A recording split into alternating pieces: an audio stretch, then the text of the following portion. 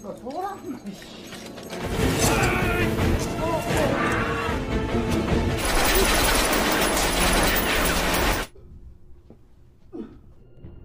후회할 짓 하지 말고. 한 10년 만에 보는 것 같은데.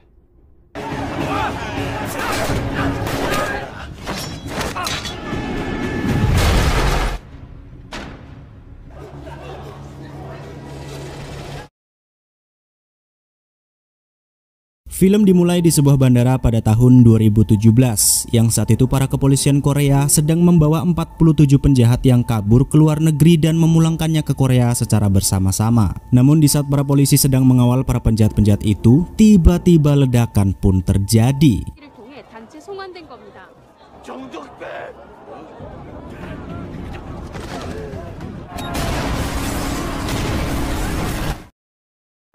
5 tahun kemudian, tepatnya di tahun 2022, pihak kepolisian kembali membawa para penjahat yang kabur ke luar negeri untuk dipulangkan ke Korea. Namun mengingat kejadian 5 tahun silam, kali ini para penjahat dibawa menggunakan kapal kargo alias jalur laut untuk menghindari insiden serupa. Dan bukan hanya itu alasan satu-satunya, jalur laut dipilih karena kali ini para kepolisian membawa para penjahat yang sangat berbahaya. Contohnya seperti Park Jung Do. Dia adalah penjahat yang paling berbahaya di antara semua penjahat yang ada di sana.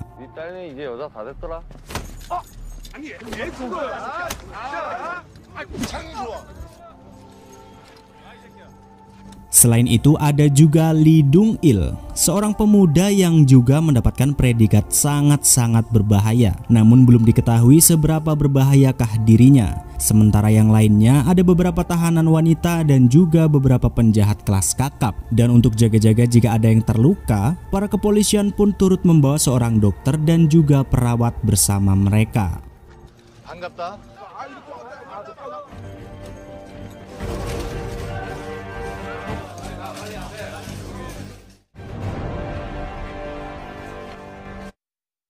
Di sisi lain, pusat kontrol untuk kapal kargo yang membawa para penjahat berbahaya ada sedikit miskomunikasi dengan komandan pusat, di mana saat itu pimpinan komandan pusat yang bernama Oh Dae-wung tiba-tiba mengambil alih pusat kontrol. Komandan Oh Dae-wung mengatakan kalau ia akan bertanggung jawab penuh dengan pengawasan tersebut karena penjahat yang mereka bawa kali ini benar-benar sangat berbahaya.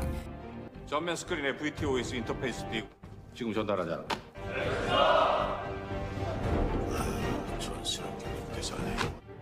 Kembali ke kapal dengan para tahanan yang mulai dikerangkeng satu persatu agar tidak kabur. Dimana sebelum kapal menuju ke Korea, seluruh penjahat dibacakan daftar kejahatan mereka masing-masing. Dari para tahanan pria yang dibacakan oleh Kapten Lee Suk-woo dan juga tahanan wanita yang dibacakan oleh Lee Dae-yun.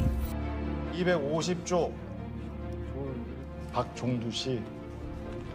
이거 배우자 시부모에 대한 김속 살인 신청할 수 있습니다. Oke, Interpol 적색 소배자 아니랄까봐 좀 하시네. Dan setelah para kepolisian memastikan semuanya sudah benar-benar aman, akhirnya kapal pun mulai berangkat ke Korea. 다들 근무 교대 시간 숙제했지? 제발 방심하지 말자. 고생 많으십니다. 여기 준비 끝났습니다. 프론티어 타이탄 이송수 씨는 확인됐습니다.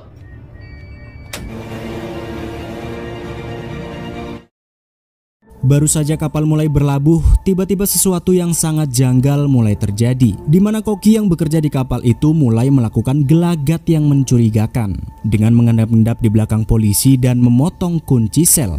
Selain itu, gelagat yang mencurigakan juga terlihat dari sang dokter, di mana dokter yang dibawa oleh pihak polisi ini tiba-tiba mengendap-endap seorang diri menelusuri seisi kapal dengan denah kapal lengkap di ponselnya. Yang ternyata sang dokter rupa-rupanya menuju ke bagian lambung kapal menemui seseorang di sana.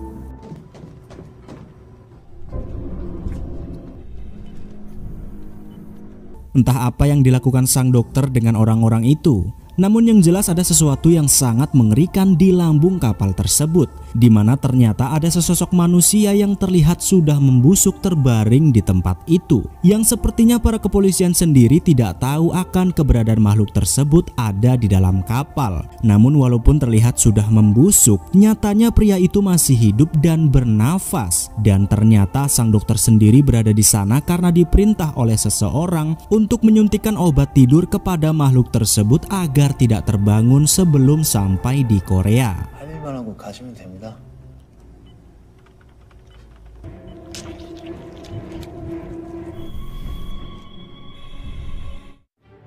Di sisi lain, saat para polisi sedang asik bermain remi, ternyata Jungdo, si tahanan paling berbahaya, berhasil menyisipkan kawat di mulutnya untuk membuka borgol mereka. Bahkan para koki yang mencurigakan sedari tadi pun mulai menunjukkan jati dirinya, di mana ternyata mereka adalah penyusup yang ditugaskan untuk membebaskan Jungdo. Para penyusup itu pun tanpa segan-segan langsung menghabisi semua polisi yang ada di hadapan mereka. Bahkan setelah berhasil membantai beberapa polisi, para penyusup ini juga membajak kapal dan memutuskan semua jaringan dan komunikasi kapal menuju pusat kontrol yang ada di Korea.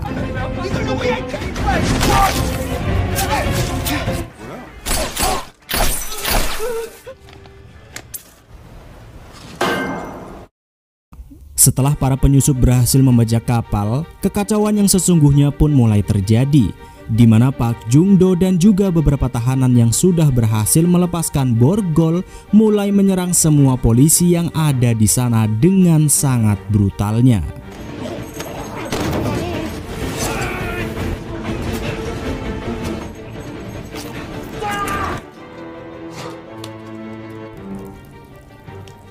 Namun di saat semua tahanan sangat menikmati pembantaian yang mereka lakukan, Lee Dong-il, tahanan yang juga dicap sangat berbahaya, malah melakukan kebalikannya, di mana Dong-il meminta semua tahanan termasuk Jungdo untuk kembali ke dalam sel mereka masing-masing dan jangan membuat masalah agar mereka bisa cepat sampai di Korea.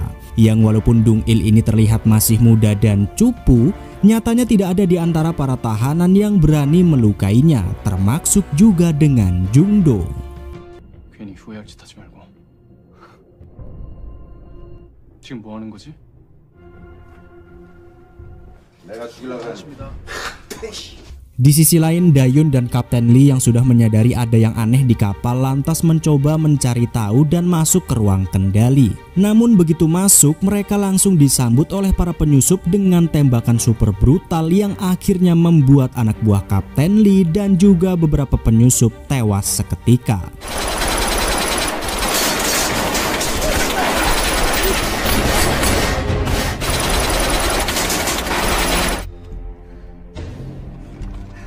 Setelah hanya tinggal seorang diri, si koki penyusup ini pun lantas mencoba menyandra sang kapten kapal sebagai temengnya agar ia bisa pergi dari kepungan Kapten Lee. Namun begitu ia mulai berjalan keluar pintu, tanpa disadari ternyata Dayun diam-diam menyergapnya dari belakang dan lantas mereka pun berhasil membunuh si koki penyusup. 총 버려. 이다요 죽여!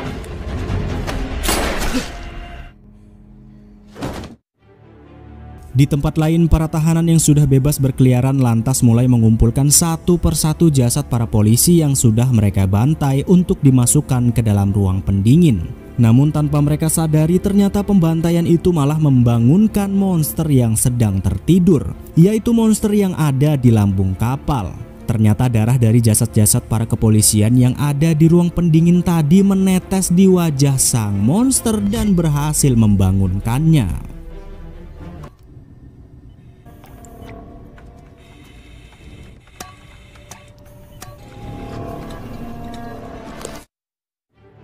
Sementara itu Kapten Lee langsung bergegas ke ruang kendali untuk mencoba memulihkan komunikasi mereka ke Korea. Namun ternyata di sana mereka malah bertemu dengan rombongan para tahanan yang sedang membantai para awak kapal. Dan karena Kapten Lee tidak bisa membiarkan Park Jungdo kabur begitu saja, akhirnya perkelahian brutal pun pecah di ruang mesin. 입에 내가 가지기 씨발아.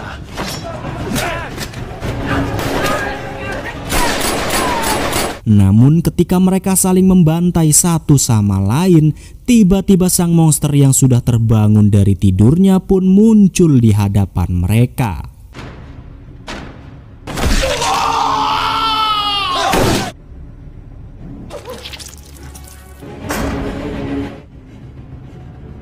Kemunculan sang monster yang sangat mengerikan itu pun langsung membuat semua orang jadi kocar-kacir. Karena selain sosoknya yang sangat mengerikan, ternyata kekuatannya pun sangat di luar nalar.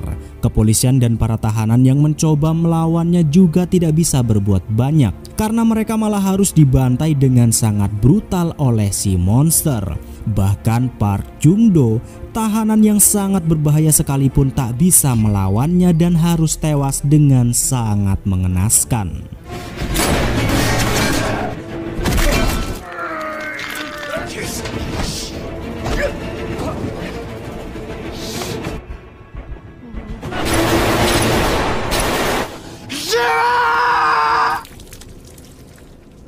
Namun ketika semua orang sudah kocar-kacir dan tewas saat menghadapi si monster itu, tiba-tiba Lee Dong-il dengan santainya maju untuk menghadapinya seorang diri. Namun saat menyerang si monster ada sebuah tanda cap di dadanya yang membuat Dong-il berhenti sejenak. Dan yang anehnya ketika satu pukulan dari monster tersebut bisa memecahkan tengkorak manusia, entah kenapa saat menghantam Dong-il, pukulannya sama sekali seperti tak berpengaruh kepadanya.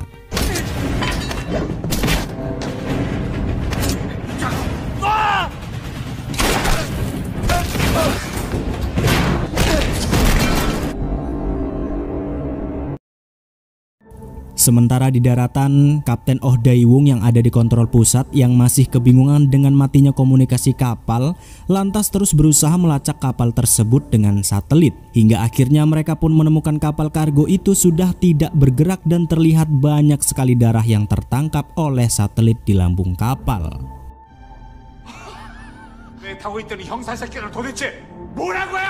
Mengetahui kalau sedang ada pembantaian di kapal itu, Dae-wung lantas menghubungi seseorang untuk memberitahukan keadaannya, yang dimana ternyata Kapten Dae-wung ini adalah suruhan seseorang untuk membawa isi kapal tersebut sampai ke Korea dengan selamat, yakni si monster yang mereka sebut Alpha. Ternyata selama ini Dae-wung bukanlah bagian dari kepolisian, melainkan dari organisasi lain yang nampaknya dia adalah organisasi yang sama dengan si Alpha dan juga atasannya. Karena kalau dilihat-lihat, orang yang menyetir Dae-wung juga mempunyai tanda cap yang sama dengan si Alpha yang ada di kapal kargo.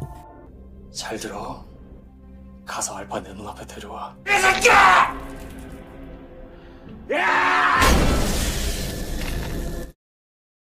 Kembali ke kapal kargo dengan Alpha yang masih terus membantai semua orang yang masih ada di kapal itu. Hingga akhirnya Alpha pun sampai kepada sang dokter yang memberinya obat bius di lambung kapal tadi dan langsung membunuh perawat semlohe yang ada bersamanya.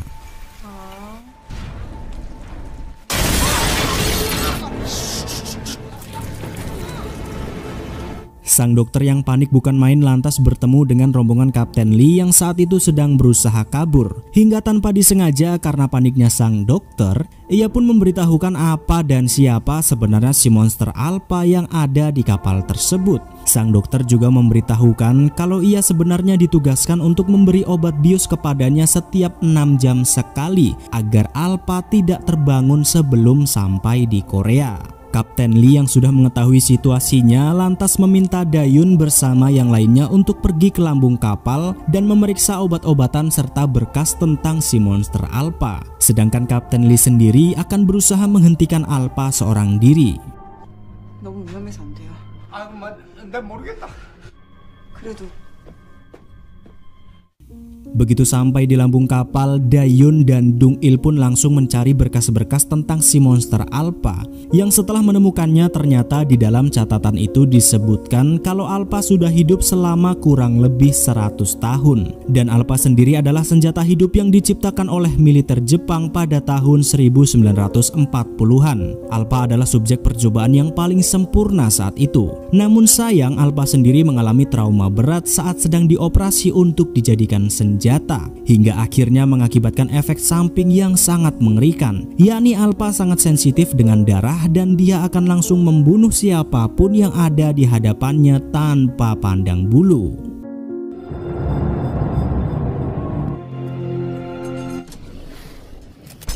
그래, 사이고노 스즈츠마데.獣バラしてしまえ。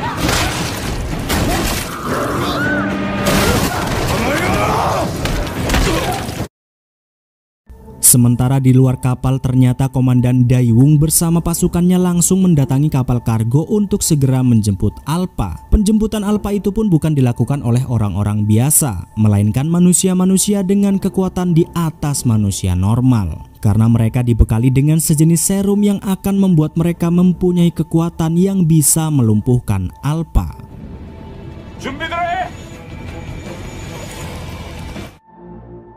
Sementara itu Kapten Lee yang sudah berhasil menemukan Alpha lantas berusaha menghentikannya seorang diri. Pertarungan yang sangat tidak seimbang pun membuat Kapten Lee sangat kewalahan. Kapten Lee lantas mencoba memutuskan satu lengan Alpha untuk membalaskan dendam anak-anak buahnya yang sudah tewas di tangannya. Namun sayang, karena Alpha memang terlalu kuat untuknya, Kapten Lee pun harus ikut tewas saat itu juga.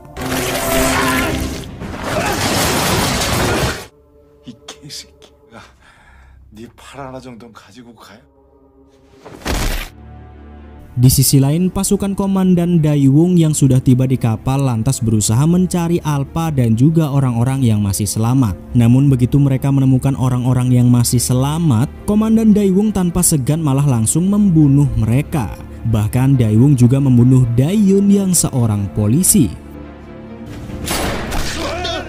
Dan begitu Komandan Daewung hendak menembak semua orang yang ada di sana, tiba-tiba Dung Il, pemuda yang nampak polos sedari awal, langsung menyerang pasukan Daewung dengan sangat brutalnya.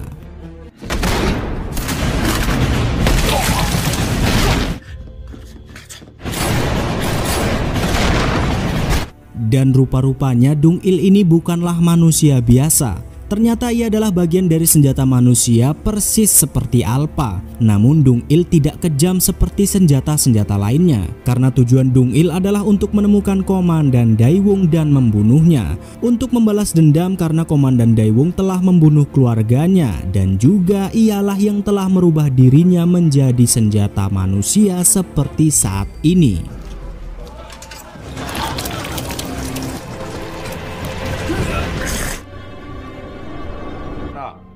얼마나 좋아. 아들이었나. Namun ketika Dung Il hendak membantai pasukan Oh Daewung, tiba-tiba si monster Alpha sudah hadir di hadapan mereka. Karena dasarnya ia adalah monster, tentu ia pun langsung menyerang pasukan Kapten Oh Daewung dengan sangat brutal. Sedangkan Dung Il sendiri lantas juga mengambil kesempatan setelah hadirnya Alpha untuk membantai seluruh pasukan Komandan Oh Daewung.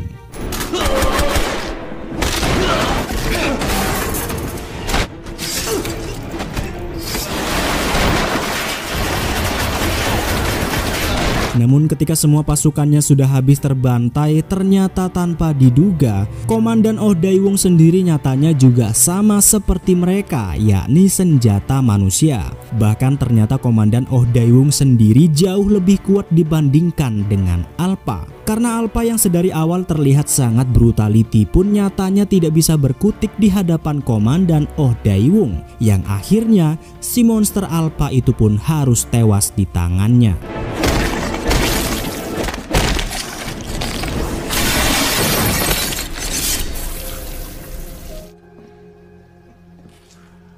Setelah tewasnya Alpha, pertarungan yang sangat sengit pun terjadi di antara Dung Il dan juga Komandan Daewung, di mana mereka mengerahkan seluruh kemampuannya untuk membunuh satu sama lain. Namun karena kekuatan Komandan Daewung memang berada di atas Dung Il, ia pun harus berusaha mati-matian untuk bisa memenangkan pertarungan tersebut.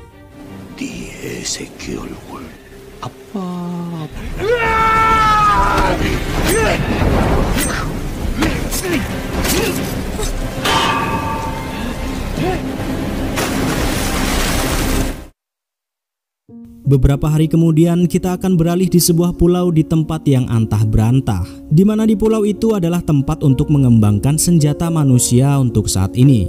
Ada beberapa monster yang sudah mereka ciptakan dengan kekuatan yang jauh lebih hebat dari Alpha dan yang lainnya. Namun dari semua monster yang ada di sana, ada satu bahan uji coba yang sangat mereka unggulkan, yaitu seorang anak dengan mata biru lasernya, yang dimana ternyata anak ini sepertinya kalau saya nggak salah, dia adalah anak dari Dung Il yang ternyata waktu lalu Komandan Oh Daewung tidak jadi membunuhnya.